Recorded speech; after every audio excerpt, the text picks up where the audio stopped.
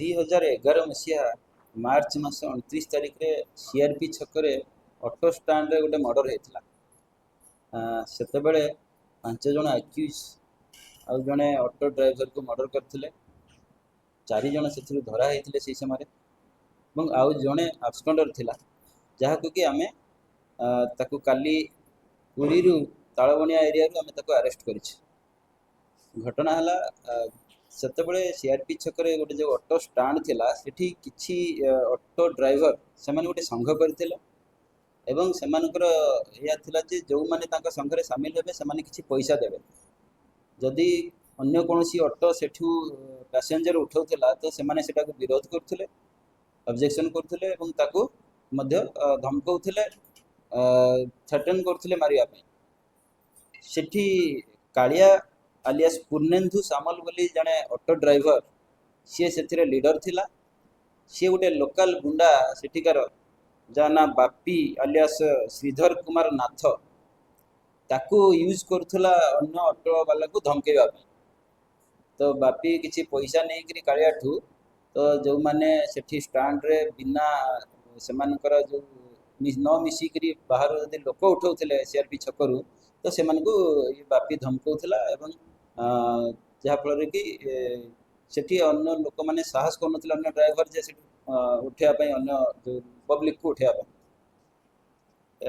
बासंती सरकार नामक जड़े लेडी सी तार दुईटी पुओ थिले, जनक ना कमल सरकार और जन ना गोपाल सरकार। ये लेडी लोन करी गोटे ऑटो किनी दी भाई जो मैंने दी भाई गोटे ऑटो को सेठी सीआरपी छक पाखु उठाऊले लोक मान जोटा कि बापी विरोध करथिला, कालिया विरोध करथिला। तो थरे जो मार्च 29 तारिख दिन सी कमल सरकार आउ जो ता भाई गोपाल सरकार एमाने गोपाल तार ऑटोटा को लेकर जाइथिला रसुलगढ़ को तार सर्विसिंग पाई। से रिटर्न करुला से समय बाणी विहार छकरू 2 जन लोक ताको लिफ्ट मागिथिले। तो ऑटोरे ये ताको बसईकरी आनिकरी सीआरपी छकरे ओल्लै थे। से 2 जन सीआरपी छकरे ओल्लैला परे सेठी जो कमल कालिया और बापी ये ताको धमकेले, गाड़ी गुलज कले। बापी ताको गोटे छुरा बाहर करी तार जोता पाखरु माने सक्स पाखरु गोटे छुरा बाहर करी ताको देखैथिला एवं एथे तते मर्डर कर दे बोली धमक देथिला। आउ दिने एठिकी आसीबुनी कि ऑटो स्टैंड रे तो एठी ऑटो माने काहाकू पब्लिक को उठेबु ना। इन द मीन टाइम से दिन संध्या बेले सी गोपाल सी जाइथिला सेठी सीआरपी छक को गोटे अन्य काम रे जाइथिला। ताकू देखिकी पुणी कमल जो कालिया ताकू धमकेला तू एठी तते मना करथिली काहे स्टैंड को आसिलु बा एठी काहे आसिलु। तो एवं ताकू धक्का मारथिला, ताकू असल्ट करथिला। इन द मीन टाइम ता भाई जे कमल सरकार सी मध्य ऑटो नहीं सेठारे पहुँची ता भाई को मारुथिवार देखी सी प्रोटेस्ट करथिला एवं ये जो कालिया आ बापी सहित आउरी 3 जन जो माने बुल्टू ओरफ महेश्वर साहू, संजी ओरफ संजय सेनापति, वीर ओरफ बिरंची स्वाई एमाने समस्ते मिसी ये 2 भाई को अटैक करथिले,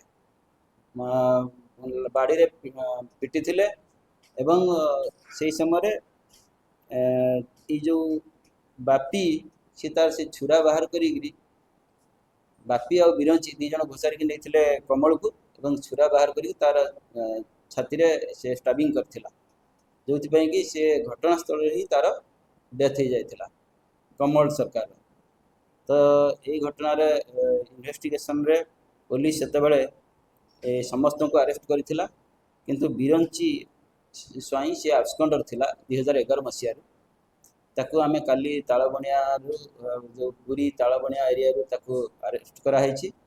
सी सेठारे ऑटो चलाउथिला एवं ये घटना पछरे सबुठारु बड़ कथा हला जे ऑलरेडी ए केस रो जजमेंट सरी जाइछि कोर्ट रे एवं समस्त को लाइफ इम्प्रिजमेंट हो जाइछि। अन्य 4 जन जो अक्यूज थिले समस्त को आजीवन सजा होइछि। केवल या पाई केस पेंडिंग थिला एवं आमे ताको अरेस्ट करछि एवं आज ताको कोर्ट फॉरवर्ड करा।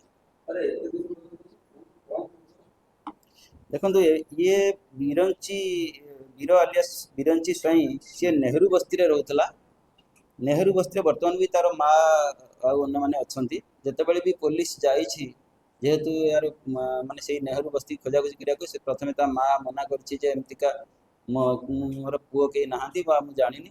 ତାପରେ ପରେ ତାକୁ ଟିକେ ପୋଲିସ ଯେତେବେଳେ ଇଣ୍ଟରୋଗେସନ୍ କରିଛି, ପଚାରିଛି ବହୁତ ଜିନିଷ, ସେତେବେଳେ ସିଏ କହିଲା ଯେ ମୋ ପୁଅ ଏଠି ନାହିଁ, ସେ ବିଦେଶ ପଳେଇ ଯାଇଛି।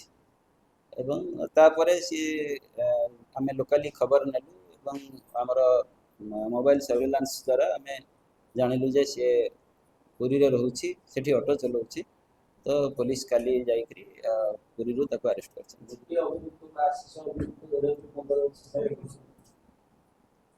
ଯେହେତୁ ସେ ଫେରାର ଥିଲା, ତାର ପରମାନେଣ୍ଟ ଆଡ୍ରେସ୍ କିଛି ଜଣା ନଥିଲା ଏବଂ ଯେଉଁ ଆଡ୍ରେସରେ ସେମାନେ ରହୁଥିଲେ ସେଠି ସେ ଆସୁନଥିଲା। ତ ସେଥିପାଇଁ କିଛି ତାର ଭ୍ୟାରିଏବଲ୍ସ ବି ଜଣା ପଡୁନଥିଲା। ତ କେସ୍ ସେ ଧରା ହେଇନଥିଲା ଏବଂ କାଲି ତାକୁ ଆମେ ଟ୍ରାକ୍ କରିକିରି ଧରିଲୁ, ତାର ଡିଟେଲ୍ସ ଜାଣିଲା ପରେ।